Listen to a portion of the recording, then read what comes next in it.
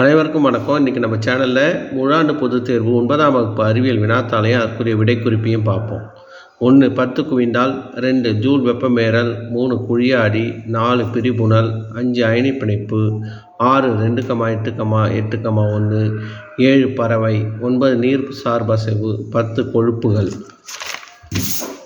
அப்புறம் 11 1954, 11 தொண்டை, 12 சிங்காரா.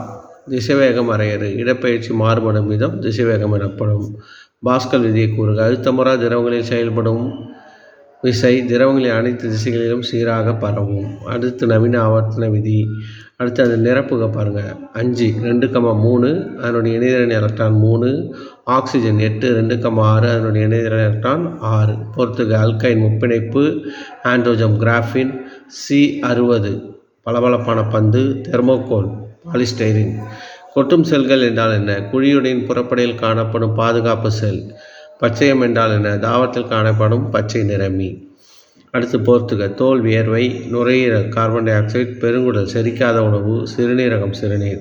தேனின் பயன்கள். சளி இருமலை நீக்க பயன்படுகிறது. குடற்புண் சரி செய்ய, செரிமானம் மற்றும் பசியை தூண்ட பயன்படுகிறது.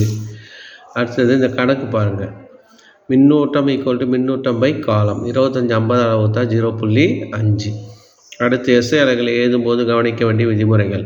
முதல் எழுத்து பெரிதாக இருக்கக்கூடாது. அப்புறம் அலகுகளை பன்மையில் எழுதக்கூடாது. ஒரு அலகுகளை எழுதும்போது நிறுத்தல் குறியிருக்க போடக்கூடாது. அதெல்லாம் எழுதணும். அடுத்து காரங்களின் பயன்கள். சோப்பு தயாரிக்க, சுண்ணாம்பு தயாரிக்க, வயிற்று கோளாறுகளை சரி செய்ய மருந்து தயாரிக்க பயன்படுகிறது. கார்பன் தேதியல் என்றால் கார்பன் 14 ஐசோடோப்பை பயன்படுத்தி புதைப்படிவ பொருட்களின் வயதை தீர்மானிக்க பயன்படுகிறது. நமக்கு ஏன் வேர்க்கிறது? மனித உடல் இயங்க 37°C தேவை. வெப்பம் அதிகரிக்கும் போது வேர்க்கிறது. அதுக்கடுத்து மனித சிறுநீரகத்தின் 2 பணிகள். அமிலக்கார சமநிலை மற்றும் இரத்தத்தை சுத்தப்படுத்த பயன்படுகிறது. வேறுபடுத்துக. Kwashiorkor, marasmus. இது குவாஷியோக்கர் புரத குறைபாட்டால் ஏற்படுகிறது. மராஸ்மஸ் புரதம், கொழுப்பு, கார்போஹைட்ரேட் குறைபாட்டால் ஏற்படுகிறது. இதனுடைய அறிகுறி உப்பிய வயிறு, முகம், பாதம் வீக்கம். இது உடல் தசை இழப்பு மற்றும் கடும் வயிற்றுப்போக்கு. அடுத்து மேக்ரோ தனிமம், மைக்ரோ தனிமம். அதிக அளவு தேவைப்படும் ஊட்டச்சத்து, குறைந்த அளவு தேவைப்படும் ஊட்டச்சத்து. இதுக்கு எடுத்துக்காட்டு கால்சியம், சோடியம். இதுக்கு எடுத்துக்காட்டு இரும்பு, அயோடின்.